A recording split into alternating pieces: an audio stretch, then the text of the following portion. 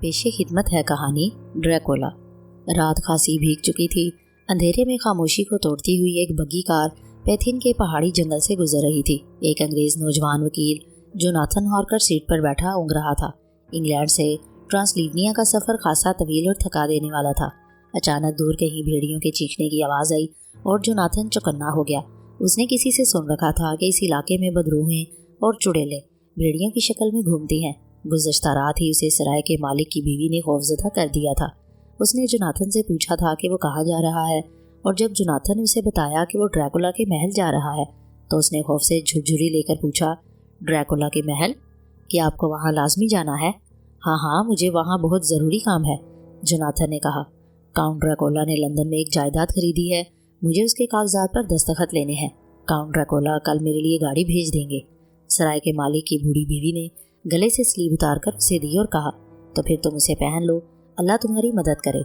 Jonathan نے حیرانی سے اس کی طرف دیکھا اور پھر سلیبی زنجیر لے کر پہن لی۔ بگی اب رک چکی تھی۔ جوناتھن کا دل تیزی سے دھڑک رہا تھا۔ اس نے بگی کی کھڑکی سے جھانک کر دیکھا۔ گاڑی باندھ کود کر نیچے آ گیا۔ اس نے جوناتھن کا بیگ اتار کر زمین پر رکھا اور بولا، ڈریکولا کا محل آ گیا۔ جوناتھن باہر آیا۔ باہر گپ اندھیرا تھا۔ گاڑی باندھ گاڑی لے کر مڑ گیا اور وہ اس تاریکی میں اکیلا رہ گیا، اکیلا اور خوفزدہ۔ کچھ دیر تک تو وہ اسی طرح کھڑا رہا، پھر اس نے ہمت کر کے دروازہ کھٹکھٹایا۔ خاصی دیر بعد دروازہ کھلا۔ ایک دبلا پتلا آدمی سر سے پاؤں تک سیاہ لباس میں نکلا۔ میں کاؤنٹ ڈریکولا ہوں، اس نے کہا۔ اس کی انگریزی ٹھیک تھی مگر لہجہ مختلف تھا۔ خوش آمدید مسٹر ہارکر، آئیے۔ کاؤنٹ کے پیچھے جوناتھن کمرے میں داخل ہوا۔ اندر داخل ہوتے ہی اس کا خوف دور ہو گیا۔ یہ ایک روشن اور بڑا کمرہ تھا۔ آتش دان میں آگ جل رہی تھی، میز پر کھانا چنا ہوا تھا۔ کاؤنٹ نے ایک اور دروازہ کھولا۔ یہ ایک آرام دہ بیڈ روم تھا۔ کاؤنٹ نے کمرہ دکھاتے ہوئے کہا، یہ آپ کا کمرہ ہے، سب سے پہلے تو آپ کھانا کھا لیجئے، اور اس بات کی معذرت کہ میں آپ کا ساتھ نہیں دے سکوں گا، میں کھانا کھا چکا ہوں۔ کھانے کے دوران کاؤنٹ نے انگلستان کے بارے میں بہت سے سوالات کیے، اور پھر کھانا کھانے کے بعد یہ دونوں آگ کے پاس آ کر بیٹھ گئے۔ کاؤنٹ مسلسل سوال کرتا رہا۔ پھر اس نے اپنی اس جائیداد کے بارے میں پوچھا جو اس نے لندن میں خریدی تھی، یعنی کارفیکس کے بارے میں۔ جوناتھن نے اسے جائیداد کے کاغذات دیے اور اس نے ان پر دستخط کر دیے۔ باتیں کرتے کرتے کئی گھنٹے گزر گئے، یہاں تک کہ صبح ہونے لگی۔ تب کہیں جا کر کاؤنٹ اٹھا اور بولا، اب جتنی دیر چاہے سو لیجیے۔ مسٹر ہارکر، آپ پورے محل میں جہاں چاہیں جا سکتے ہیں، مگر ایک بات کا خیال رکھیے، ایک تو یہ کہ صرف اپنے ہی کمرے میں سوئیں، اور دوسرے ان کمروں میں نہ جائیں جن کے دروازے مقفل ہیں۔ ٹرانسلیونیا کے اصول انگلستان سے مختلف ہیں۔ جوناتھن اس قدر تھکا ہوا تھا کہ اس نے ان عجیب و غریب باتوں کا خیال رکھنے کی طرف توجہ بھی نہ دی۔ اگلے روز وہ دن چڑھنے تک سوتا رہا۔ جب اس کی آنکھ کھلی تو اس کے کمرے میں ٹھنڈا کھانا رکھا تھا۔ کاؤنٹ کا نام و نشان بھی نہیں تھا۔ بڑی عجیب سی بات تھی، نہ اس محل میں کوئی نوکر نظر آ رہا تھا اور نہ ہی میزبان۔ آخر سب لوگ کہاں چلے گئے؟ جوناتھن نے سوچا۔ پھر گاڑی کون چلا رہا تھا؟ کیا کاؤنٹ ڈریکولا خود؟ شام کو ڈریکولا کمرے میں آیا۔ جوناتھن کا کام اب ختم ہو چکا تھا، یعنی جائیداد کے کاغذات پر دستخط ہو چکے تھے، اس لیے اس نے ڈریکولا سے واپسی کی اجازت چاہی۔ میرے دوست، تم ابھی واپس نہیں جا سکتے، ڈریکولا نے کہا۔ تم نے ابھی تک تو مجھے کارفیکس اور لندن کے بارے میں کچھ بتایا بھی نہیں۔ میں لندن کے بارے میں بہت کچھ جاننا چاہتا ہوں۔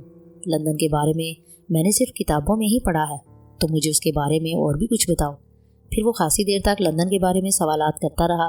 صبح ہونے کو آئی، تب اس نے جوناتھن کو چھوڑا۔ اگلے دن بھی کاؤنٹ ڈریکولا کہیں نظر نہیں آیا۔ پھر کئی دن تک یہی ہوتا رہا۔ کاؤنٹ ڈریکولا رات گئے تک جوناتھن سے گفتگو میں مصروف رہتا، یہاں تک کہ وہ تھک کر بے خبر سو جاتا اور دن بھر ڈریکولا غائب رہتا۔ جوناتھن نے اسے کبھی بھی کچھ کھاتے یا پیتے نہیں دیکھا تھا۔ کاؤنٹ کا رویہ عجیب و غریب تھا۔ ایک شام جوناتھن شیو کر رہا تھا کہ کاؤنٹ ڈریکولا کمرے میں آ گیا۔ اس کا عکس آئینے میں نہیں پڑ رہا تھا۔ حیرت سے جوناتھن کا منہ کھلا کا کھلا رہ گیا اور اس کا ہاتھ پھسل گیا۔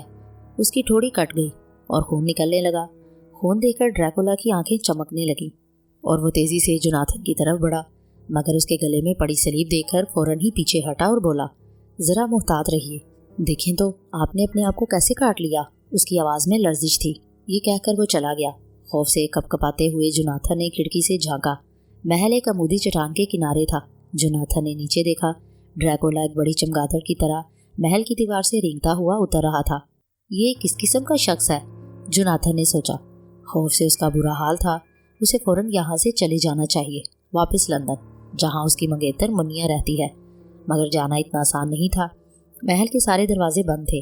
वो बड़ा दरवाज़ा जिससे जोनाथन आया था मकफल था, गोया वो एक कैदी था। उसने महल का जायज़ा लेना शुरू किया। घूमते फिरते वो एक कमरे में गया और काउंट ड्रैकुला की इस हदायत को भूल गया कि उसे सिर्फ अपने कमरे में सोना है। वो एक आरामदेह कोच पर लेट गया। कुछ देर बाद उसे कमरे में किसी की मौजूदगी का एहसास हुआ। हरचंद कि ये वही कमरा था और मिट्टी से अटे हुए फर्श पर जोनाथन के जूतों के अलावा और कोई निशान भी नहीं थे। फिर ये कौन था? फिर अचानक उसकी नज़र 3 औरतों पर पड़ी। वो बहुत खूबसूरत थी, मगर उनका कोई साया नहीं था। तीनों के बहुत खूबसूरत दांत थे और बहुत ही ज़्यादा सुर्ख होंठ। जोनाथन खौफ से सर्द पड़ गया। वो ऐसा बेहिस्सो हरकत लेटा रहा, गोया उसके जिस्म में जान ही नहीं है। उनमें से एक औरत जोनाथन के ऊपर झुकी। जोनाथन ने उसके दांत अपनी गर्दन पर महसूस किए। उसी लम्हे काउंट ड्रैकुला कमरे में आ गया। वो सख्त ऐश की आलम में था।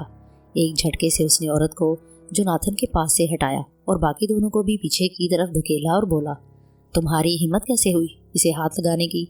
ये मेरा आदमी है। एक औरत गमगीन आवाज में बोली, तो आज रात हमारे लिए कुछ नहीं है। ड्रैकुला ने जमीन पर पड़े एक थैले की तरफ इशारा किया। लगता था थैले में कोई जिंदा चीज है। फिर जोनाथन ने एक बच्चे के रोने की घुटी घुटी आवाज सुनी। तीनों औरतें मुंह खोले लंबे लंबे सफेद दांत निकाले उस पर झुक गईं।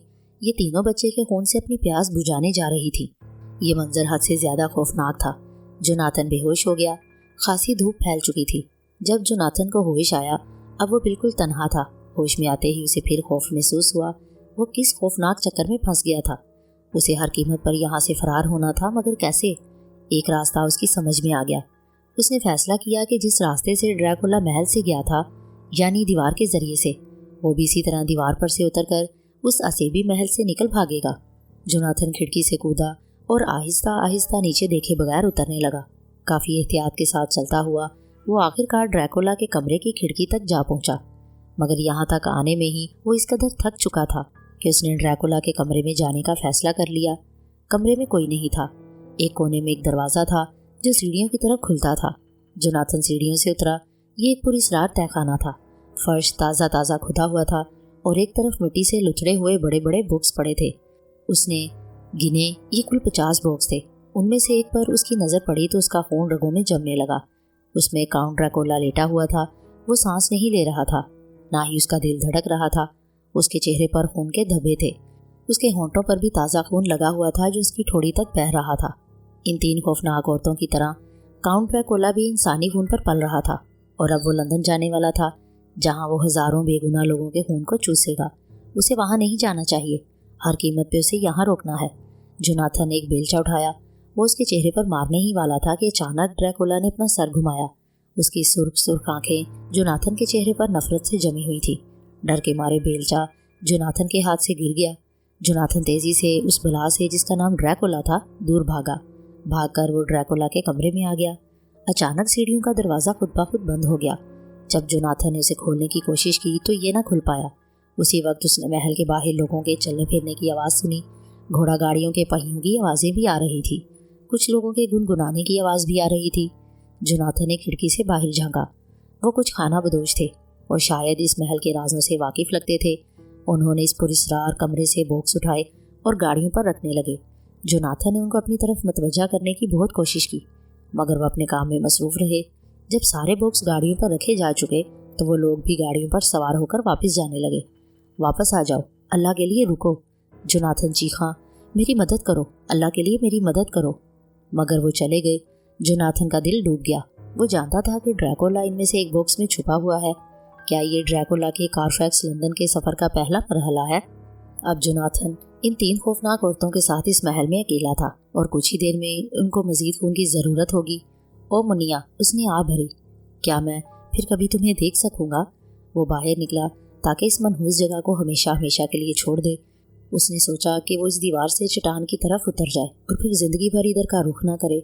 उधर जोनाथन ने सैकड़ों मील दूर जोनाथन की मंगेतर मुनिया अपनी सहेली लूसी के साथ छुट्टियां गुजारने यॉर्कशायर आई हुई थी। लूसी एक 20 साल की खूबसूरत लड़की थी जो आजकल बहुत ही खुश थी। मुनिया को उसने बताया कि उसे शादी के लिए 3 पैगाम आए हैं। एक तो डॉक्टर जॉन सेवर्ट का, जो बहुत ही अच्छा डॉक्टर है और लंदन के दिमागी अमराज के सबसे बड़े अस्पताल का इंचार्ज है।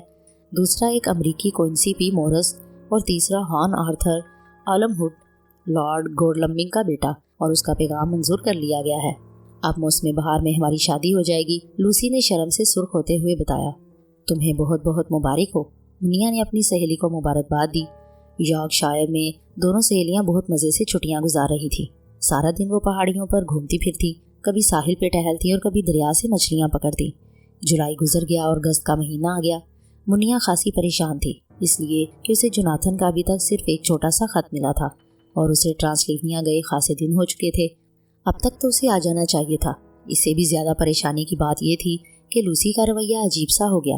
وہ سوتے میں چلنے لگی تھی اور منیا اس کی طرف سے فکر مند ہو گئی تھی، مگر اس کی سمجھ میں کچھ بھی نہیں آ رہا تھا کہ وہ کیا کرے۔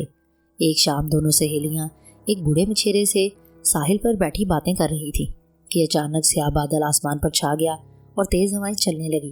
بوڑھا مچھیرا بولا، ہوا میں کوئی بات ضرور ہے، اس ہوا میں موت کی بو رچی ہوئی ہے۔ شام ہوتے ہی بادل چھٹ چکا تھا اور سورج ڈوبنے کا حسین منظر لوسی اور منیا کو اپنی طرف کھینچ رہا تھا۔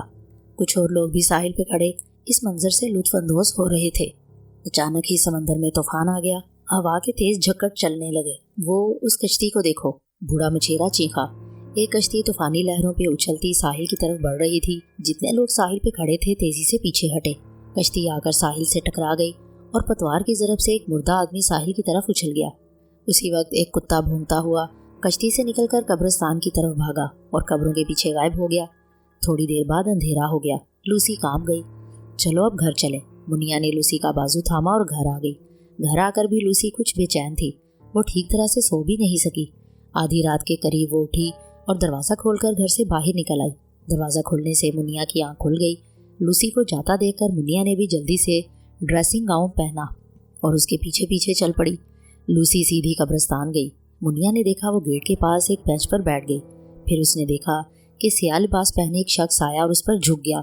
لوسی، لوسی، خوفزدہ ہو کے منیا چیخی۔ اس شخص نے سر اٹھا کر منیا کو دیکھا۔ منیا نے اندھیرے میں اس کا سفید چہرہ دیکھا۔ وہ شخص ایک دم اس کی نظروں سے اوجھل ہو گیا۔ منیا خوفزدہ ہو گئی۔ پھر بڑی مشکل سے اس نے اپنے خوف پر قابو پایا اور لوسی کے پاس آئی۔ لوسی غنودگی کے عالم میں تھی اور اس کی گردن پر عجیب سے نشان تھے۔ وہ لوسی کو سہارا دے کر واپس گھر تک لائی اور اسے اس کے بستر پر لٹا دیا۔ اگلی صبح خاصی روشن تھی اور لوسی بھی ٹھیک ٹھاک لگ رہی تھی۔ یہ دونوں صبح صبح ساحل کی طرف چلی گئیں۔ کل والی کشتی اب بھی ساحل پر تھی۔ لوگ اس پر سے بڑے بڑے باکس اتار رہے تھے۔ کوسٹ گارڈ ان کی نگرانی کر رہا تھا۔ صبح بخیر لڑکیوں، کوسٹ گارڈ نے کہا۔ اس کشتی پر کوئی بچا بھی ہے یا نہیں؟ منیا نے پوچھا۔ اس کشتی پر سوائے کپتان کے اور کوئی نہیں تھا اور وہ مر چکا ہے۔ یہ جہاز بالکن پورٹ ورنا سے آیا ہے۔ اس میں کچھ باکس ہیں جو لندن کے گھر کے پتے پر آئے ہیں اور ہم ان بکسوں کو اس پتے پر بھیج رہے ہیں۔ دونوں وہاں کھڑے ہو کر ان بکسوں کو کشتی سے اتارتے ہوئے دیکھتی رہیں، پھر آگے بڑھ گئیں۔ کچھ دنوں میں یہ دونوں اس کشتی اور بکسوں کو بھول بھال گئیں۔ ایک صبح منیا کے نام ایک خط آیا جس میں لکھا تھا کہ مسٹر جوناتھن ہارکر پیڈاپسٹ کے ایک ہسپتال میں داخل ہے۔ ٹرانسلیونیا میں کسی خوفناک تجربے نے اسے بہت صدمہ پہنچایا تھا اور اسے شدید بخار چڑھ گیا تھا۔ مسٹر ہارکر اب ٹھیک ہے اور مس منیا مرے سے ملنا چاہتے ہیں۔ مجھے فوراً ان کے پاس جانا چاہیے، منیا نے کہا۔ لوسی، میرا خیال ہے تم اب ٹھیک ہو۔ بالکل، تم میری فکر مت کرو۔ ہمیں تو اب ویسے بھی لندن واپس جانا ہے۔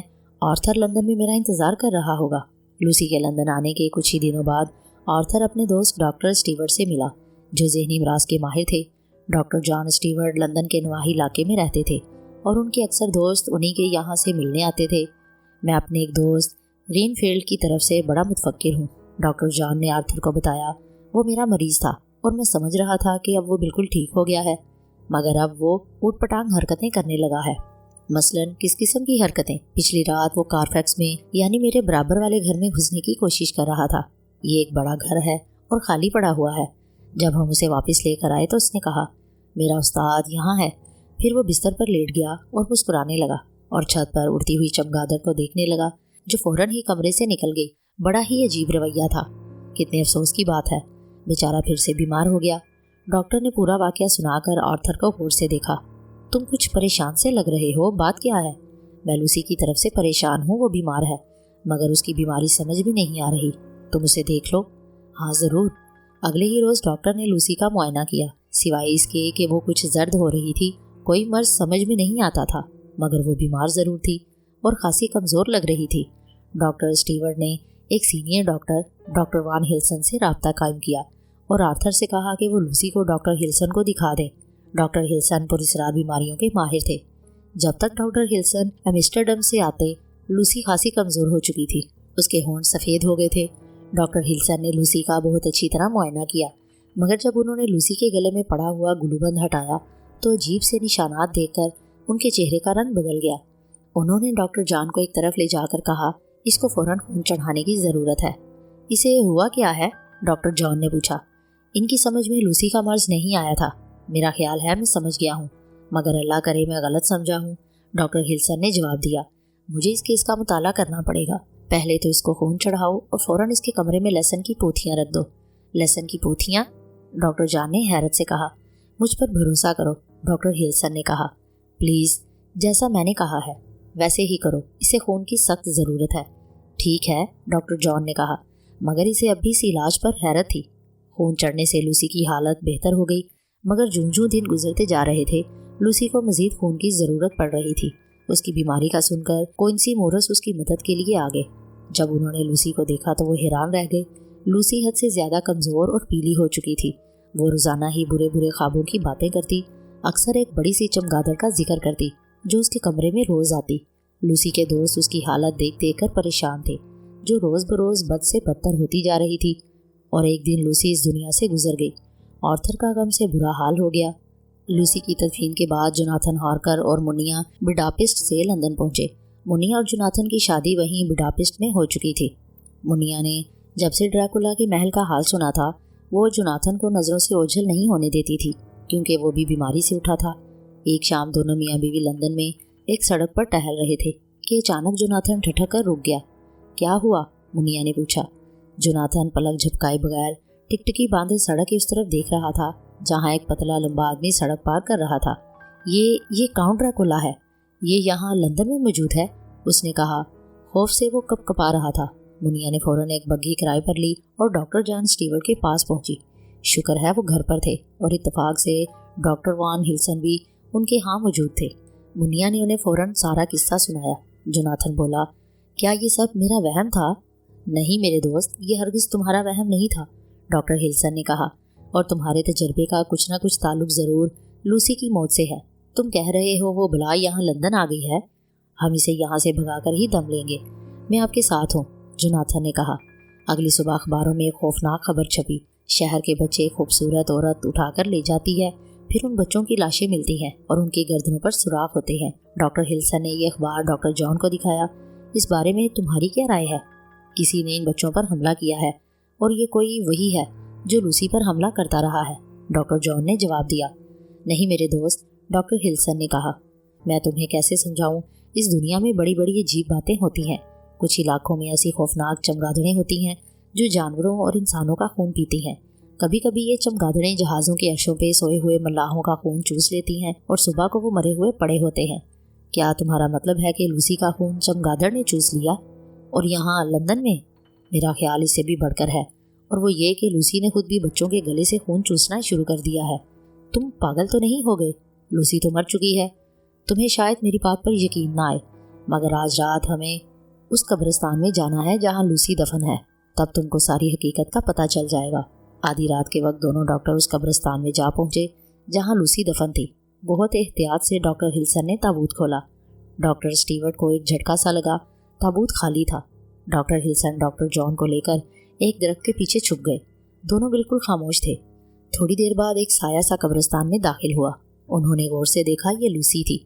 لوسی آہستہ آہستہ اپنی قبر تک آئی اور اپنے تابوت میں لیٹ گئی۔ تھوڑی دیر بعد وہ دونوں دوبارہ لوسی کی قبر کے پاس آئے۔ اب لوسی تابوت میں لیٹی ہوئی تھی اور وہ پہلے سے زیادہ خوبصورت اور صحت مند نظر آ رہی تھی۔ وہ تھوڑی دیر وہاں کھڑے رہے، پھر قبرستان سے باہر نکل آئے۔ راستے میں ڈاکٹر وان ہلسن نے ڈاکٹر اسٹیورٹ کو بتایا، لوسی کا خون ایک چڑیل نے اس وقت چوسا تھا جب وہ نیم غنودگی کی حالت میں رات کو چلتی تھی۔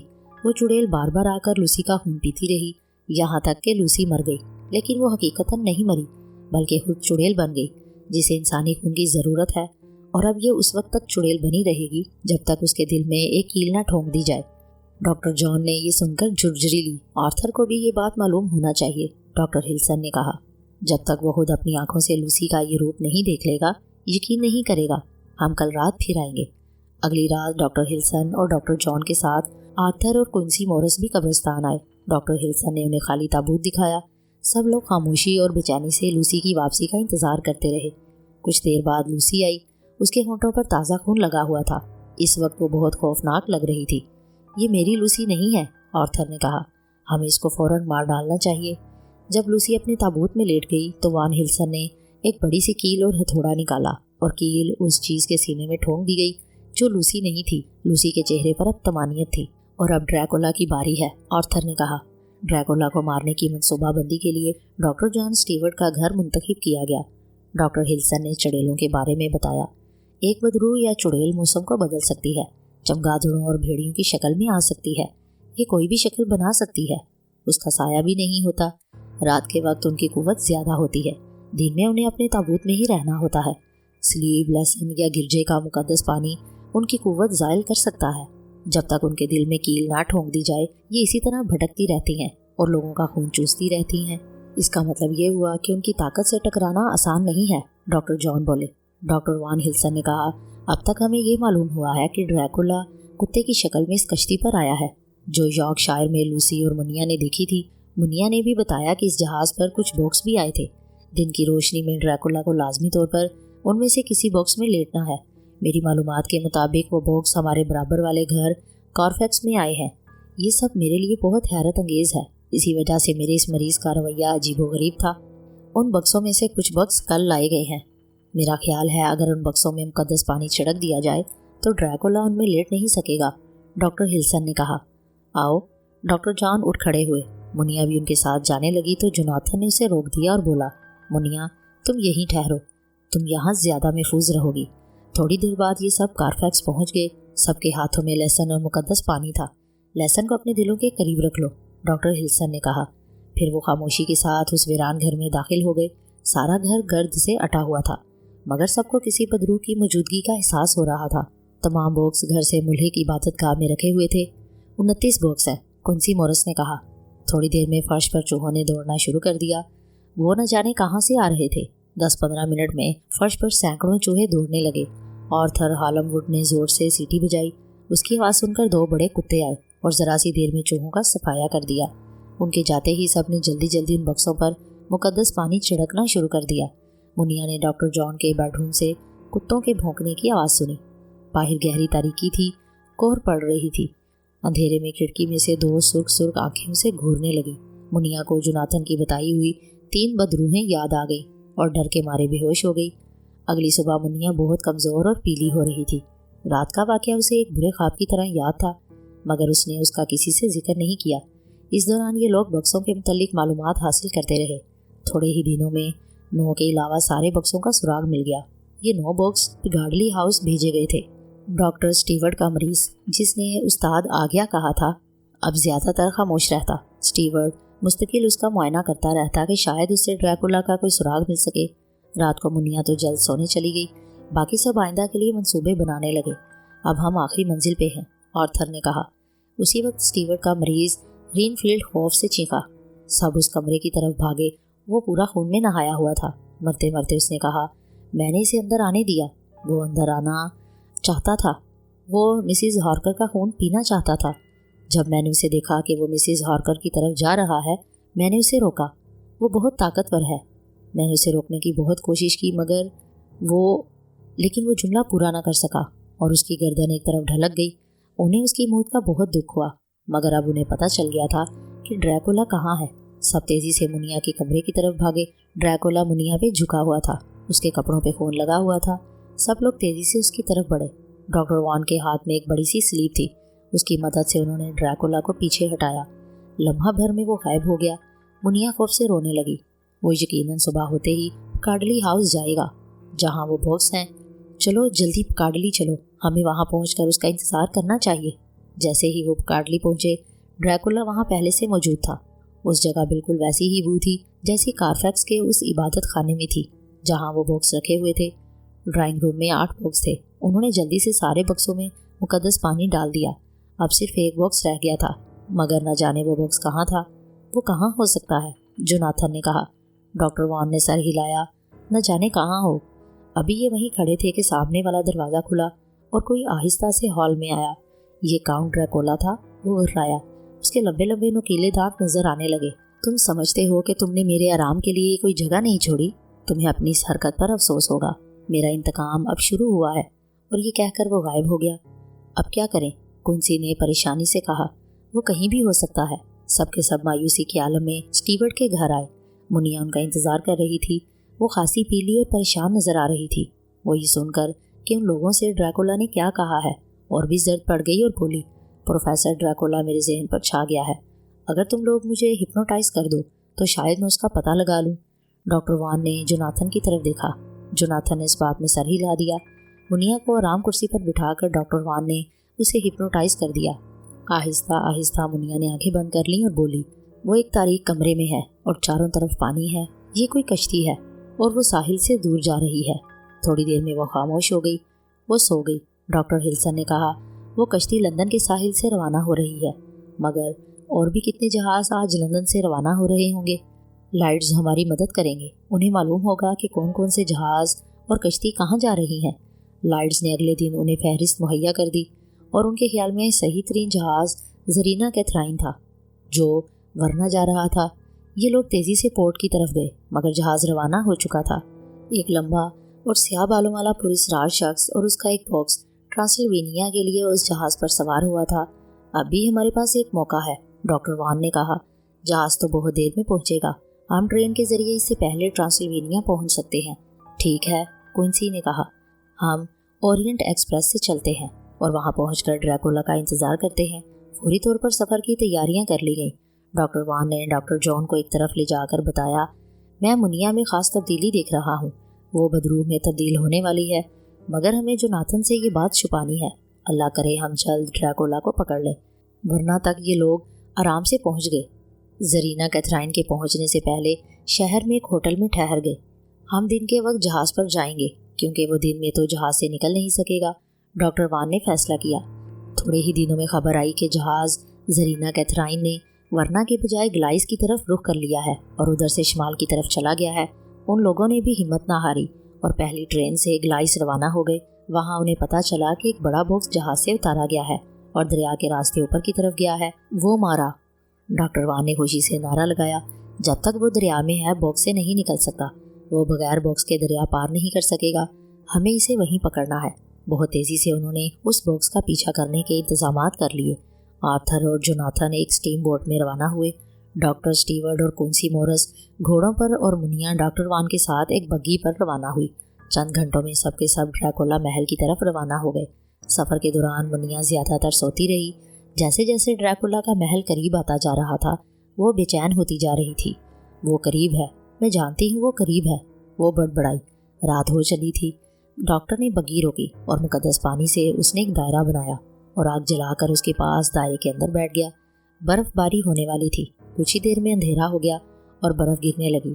उसके साथ ही बहुत सख्त सर्दी हो गई। घोड़ों ने खौफजदा होकर हिनहिनाना शुरू कर दिया। अचानक 3 औरतें नजर आईं। उन्हें देखकर डॉक्टर वान का दिल खौफ से धड़कने लगा। वो औरतें और करीब आ गईं। डॉक्टर वान को आग की रोशनी में उनके सुर्ख सुर्ख होंठ और सफ़ेद नुकीले दांत नजर आ रहे थे। ये वही 3 चुड़ैलें थीं जो ड्रैकुला के महल में जोनाथन को नजर आई थी। उन्होंने अपने बाजू फैलाए हुए थे और वो मुनिया को बुला रही थी, आओ बहन, आओ आओ, हमारे पास आ जाओ। डॉक्टर वान मुनिया को देख रहे थे। वो सख्त बेचैन नजर आ रही थी और यूं लग रहा था जैसे वो उनके पास जाना नहीं चाहती। उसकी आंखों में खौफ था और वो खौफ से थर थर कांप रही थी। इस खौफ से ही ये अंदाज़ा लगाया जा सकता था कि उन लोगों में शामिल नहीं हुई। डॉक्टर वान ने आग और ज़्यादा रोशन कर दी ताकि उन्हें सर्दी न लगे। मुनिया और वो उस मुकद्दस दायरे के अंदर महफूज थे। ये चुड़ैलें उस दायरे के अंदर दाखिल नहीं हो सकती थी। वो दायरे से बाहर खड़ी मुनिया को बुलाती रहीं, मगर डॉक्टर ने उसे मजबूती से पकड़ रखा था। इसी तरह ये लोग सारी रात बैठे रहे। सुबह होते ही वो औरतें गायब हो गईं। डॉक्टर जॉन ये देखकर बहुत मुतमिन हुए कि अब मुनिया गहरी नींद सो रही थी। उसको कंबल में अच्छी तरह लपेटकर और उस मुकद्दस दायरे में इसी तरह सोता छोड़कर डॉक्टर वान बग्गी में बैठकर ड्रैकुला महल रवाना हुए। उनके पास एक भारी हथौड़ा और 3 बड़ी बड़ी कीलें भी थीं। वो सीधे महल से मुल्हिक वीरान इबादत गाह में गए, जहाँ वो तीनों खूबसूरत औरतें कब्रों में लेटी थीं। उसके पास ही एक बड़ी कब्र थी। उसके ऊपर सिर्फ एक लफ्ज़ लिखा था, ड्रैकुला। ये गोया बदरूहों के बादशाह का मस्कन था। डॉक्टर वान ने उस कब्र पर मुकद्दस पानी छिड़क दिया। اب ड्रैकुला कभी भी इसमें दाखिल नहीं हो सकता था। अब उसका काम इन तीनों औरतों के दिल में कील ठोंकना था। उसने एक एक कील निकाल कर हर औरत के दिल में ठोंक दी। जब वो इस काम से फारिग हो गई तो उन्होंने देखा कि हर औरत के चेहरे पर इत्मीनान था, गोया उनकी रूहों को सुकून मिल गया था। महल से बाहर निकलकर उन्होंने तमाम रास्तों पर मुकद्दस पानी छिड़क दिया। अब ड्रैकुला के अंदर आने के तमाम रास्ते बंद हो गए। ड्रैकुला महल पर आखिरी नज़र डालकर डॉक्टर वान वापस मुनिया के पास आ गई। वो अब भी इस मुकद्दस दायरे में सो रही थी, मगर जब डॉक्टर वान ने आग में कुछ और लकड़ियाँ डाली तो उसकी आंख खुल गई। जोनाथन आ रहा है, वो एकदम से चीखी, मगर ड्रैकुला भी उसके साथ है। डॉक्टर वान ने उसे तसल्ली दी, घबराओ नहीं, अल्लाह हमारी हिफाजत करेगा। दिन बहुत आहिस्ता आहिस्ता गुजर रहा था। दूर कहीं भेड़ियों की आवाज़ें आईं। डॉक्टर वान ने दूरबीन से देखा, खाना बदोशों का एक गिरोह उनकी तरफ आ रहा था। उनके छकड़ों में से एक छकड़े पर एक बहुत बड़ा बॉक्स रखा हुआ था। ड्रैकुला आ रहा है, उसने कहा। शायद सूरज गुरूब होने से पहले ये पहुंचना चाह रहे हैं। देखो, मनिया बोली, घुड़सवार भी हैं। डॉक्टर वान ने दोबारा देखा और चीखे, हाँ, क्विंसी और जॉन भी आ रहे हैं। आर्थर और जोनाथन उनके पीछे पीछे हैं। ये बड़ा कठिन और ख़तरनाक वक्त था और हर लम्हा सदियों पे भारी लग रहा था। खानाबदोश करीब से करीब आते जा रहे थे। अब वो 100 गज के फासले पर थे। सूरज ड्रैकुला महल के पीछे डूब रहा था, मगर अभी अंधेरा नहीं छाया था। चारों सवारों ने खानाबदोशों को घेरे में ले लिया। रुक जाओ, जोनाथन जोर से चीखा। खानाबदोश रुक गए। जोनाथन और कुंजी बड़ी तेज़ी से खानाबदोशों के खुले हुए चाकुओं की परवाह न करते हुए छकड़े पे चढ़ गए और पूरी ताकत से उठाकर बॉक्स ज़मीन पर दे मारा। बक्स टूटकर खुल गया। आर्थर और स्टीवर्ट ने अपनी अपनी राइफलें संभाल ली। बंदूकें देकर खानाबदोश भाग गए। ड्रैकुला अपने बक्स में लेटा फातिहाना अंदाज से उन्हें देख रहा था। रात होने वाली थी और अब वो भाग सकता था, कोई भी शक्ल इख्तियार कर सकता था। उसी लम्हे क्विंसी ने अपना खंजर निकाला और ड्रैकुला के दिल में पेवस्त कर दिया। खंजर उसके दिल में पेवस्त होते ही ड्रैकुला के चेहरे पर सुकून आ गया और वो मिट्टी में बदल गया। ताबूत में अब मिट्टी फैली हुई थी। सब बहुत खुश थे। मनिया भी मुतमईन नजर आ रही थी। बदरू के निशानात अब मुनिया की गर्दन से मिट चुके थे और वो महफूज थी। ड्रैकुला हमेशा के लिए दुनिया से जा चुका था। वो खुशी खुशी अपने शहर रवाना हो गए।